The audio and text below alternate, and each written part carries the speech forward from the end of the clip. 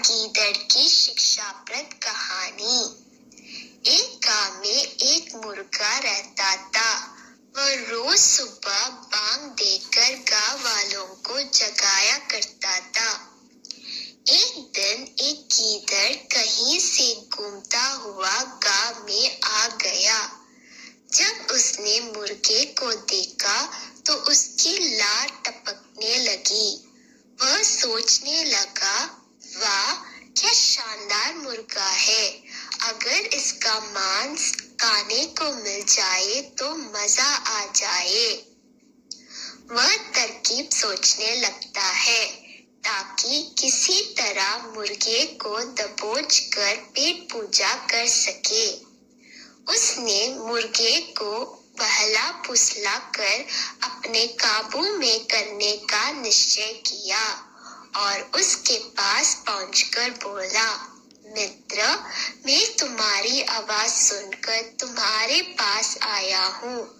तुम्हारी आवाज बहुत ही सुरीली है, कानों में मिश्री घुल जाती है। मन करता है दिन भर सुनता रहूं। क्या तुम एक बार मुझे अपनी सुरीली आवाज सुनाओगे? मुर्गे की कभी किसी ने इतनी प्रशंसा नहीं की थी। वह गीदड़ की बात सुनकर मुर्गा खुशी से फुला नहीं समाया और उसे अपनी आवाज सुनने के लिए जोर जोर से कुकड़कू करने लगा। गीदड़ किसी फिराक में था। उसके देखा कि मुर्गे को ध्यान उसकी ओर नहीं है, इसलिए अवसर पाकर उसने मुर्गे को अपनी मुंह में दबा लिया और जंगल की ओर भागने लगा।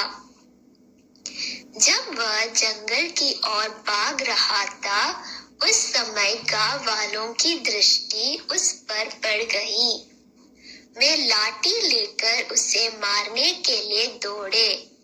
गीदड़ डर के मारे और तेजी से भागने लगा। मुर्गा अब तक उसके मुंह में दबा था।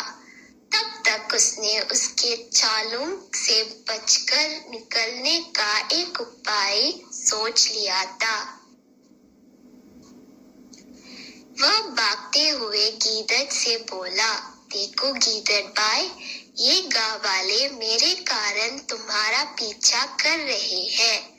वे तब तुम्हारा पीछा करना छोड़ेंगे जब तुम उनसे कहोगे कि मैं तुम्हारा हूँ, उनका नहीं।